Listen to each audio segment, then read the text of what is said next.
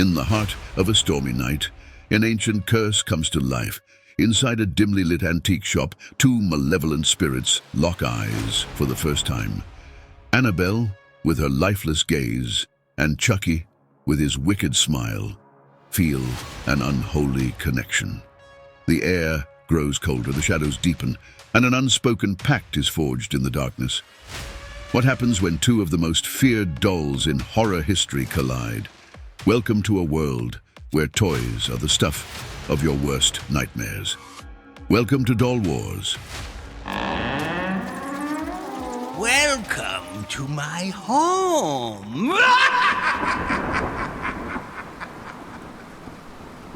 The Doll Wars. Chucky Invades Annabelle. Chapter 1. An ominous arrival. The antique store was dimly lit, filled with a myriad of relics that seemed to whisper tales of forgotten times. In the far corner of the shop, behind a thick glass case, sat a seemingly innocent porcelain doll. Her wide, lifeless eyes and neatly braided hair gave her a quaint, almost charming appearance. Yet, beneath her fragile exterior lurked a dark and malevolent spirit, Annabelle. One stormy evening, the store's owner, an elderly man named Mr. Harris, was carefully unpacking a new acquisition. His hands trembled slightly as he pulled out an old, weathered box. Inside lay another doll, much smaller and far more sinister looking than Annabelle. This was Chucky, the notorious good guy doll possessed by the soul of a serial killer. Mr. Harris, unaware of the true nature of his latest find, placed Chucky on a shelf not too far from Annabelle's case. As he locked up the store for the night, the two dolls were left alone in the darkness. The storm outside raged on, thunder rumbling and lightning illuminating the store in eerie flashes. Chapter 2. The Awakening. The air in the store grew colder as midnight approached. Suddenly, a powerful bolt of lightning struck the building, causing a brief power surge. The flickering lights seemed to breathe life into the dolls. Chucky's eyes snapped open, glowing with a malevolent red light. He stretched his tiny limbs, grinning wickedly as he surveyed his surroundings. "Where the hell am I now?" he muttered, his voice low and raspy. Chucky's gaze fell upon Annabelle, sitting motionless in her glass case. Intrigued, he sauntered over, his tiny feet pattering softly on the wooden floor. He pressed his face against the glass, peering at the porcelain doll. "Well, aren't you a pretty little thing?" he sneered. "What's your story, huh?" To his surprise, Annabelle's eyes shifted, locking onto his. The temperature in the room plummeted further, and an unnatural silence enveloped the store. Chucky could sense the darkness emanating from Annabelle, a force much older and more sinister than anything he had encountered. Betas cansadinsaris, Iwan to Rosie. Iscarnadaskians Annabelle's spirit stirred, recognizing the dark presence within Chucky. She had been biding her time, waiting for an opportunity to escape her confinement. Now, with Chucky's arrival, she saw a chance to unleash her malevolence beyond the glass case. Chucky felt a strange, unearthly connection with Annabelle. He could hear her thoughts, feel her sinister intent. They communicated without words, their shared darkness creating an unholy bond. Together, they devised a plan to break free from the store and wreak havoc on the unsuspecting world outside. Chucky's small but agile body would be the perfect vessel to assist in Annabelle's escape. With a final, forceful strike, Chucky shattered the glass case, releasing Annabelle from her prison. Chapter 4. The First Victim.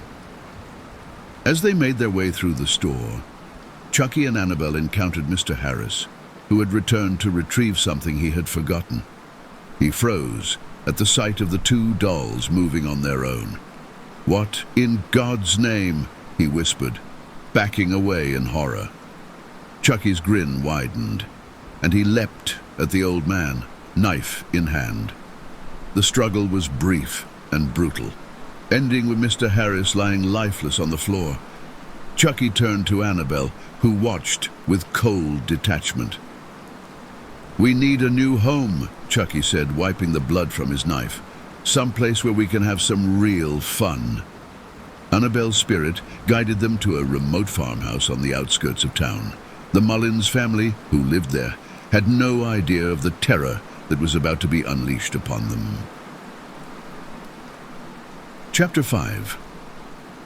The Haunted Farmhouse. The farmhouse was a perfect setting for their malevolent plans. The Mullins, a family of 4, had recently moved in, hoping to start a new life away from the hustle and bustle of the city. Samuel Mullins, his wife Esther, and their 2 daughters, Janice and Linda, were blissfully unaware of the dark forces that had followed them. One evening, as the family settled down for dinner, they heard strange noises coming from the attic. Samuel decided to investigate, thinking it might be a raccoon or some other animal. He climbed the creaky stairs, flashlight in hand, and opened the attic door. To his astonishment, he found Annabelle sitting in a rocking chair, gently swaying back and forth. Samuel picked her up, puzzled as to how she had gotten there. He took her downstairs and placed her on a shelf in the living room. Later that night, the sounds resumed, louder and more insistent. The family began experiencing a series of inexplicable events, objects moving on their own, doors slamming shut, and eerie whispers echoing through the halls. The tension in the house grew, with everyone feeling an overwhelming sense of dread. Chapter 6. Chucky's Games. Chucky thrived in this environment of fear and chaos. He delighted in tormenting the family, using his small size and agility to his advantage. He would sneak into the girls' bedrooms at night, whispering threats and moving their toys around to frighten them. His sadistic nature knew no bounds. Janice, the older daughter, was the first to encounter Chucky up close. She woke one night to find him sitting on her bed, his eyes gleaming with malice. "Hi, I'm Chucky. Wanna play?" he taunted, brandishing his knife. Janice screamed, bringing her parents rushing into the room. Chucky was gone by the time they arrived, leaving them to question their daughter's sanity. But the terror in her eyes was unmistakable, and Samuel began to suspect that something truly evil had invaded their home. Chapter 7. Annabelle's Influence. Annabelle, meanwhile, exerted her influence over Esther, who began to experience vivid, nightmarish visions. She saw glimpses of a dark, shadowy figure standing at the foot of her bed, whispering in an ancient, guttural language. The haunting presence grew stronger each night, driving Esther to the brink of madness. Desperate to protect his family, Samuel reached out to Father Michael, a local priest known for his expertise in exorcisms. Father Michael agreed to visit the farmhouse and assess the situation. Upon arriving, Father Michael immediately sensed the presence of malevolent spirits. He performed a blessing, sprinkling holy water throughout the house and reciting prayers to banish the darkness. But Annabelle and Chucky were not so easily defeated. Chapter 8. The Exorcism. Father Michael decided to perform a full exorcism, focusing on Annabelle, whom he identified as the primary source of the evil. The family gathered in the living room, their faces pale with fear as Father Michael began the ritual. "Spirit of darkness, I command you to leave this place," he intoned, holding up a crucifix. Annabelle's eyes glowed with an unholy light, and the room grew cold. Objects flew off shelves, crashing to the floor.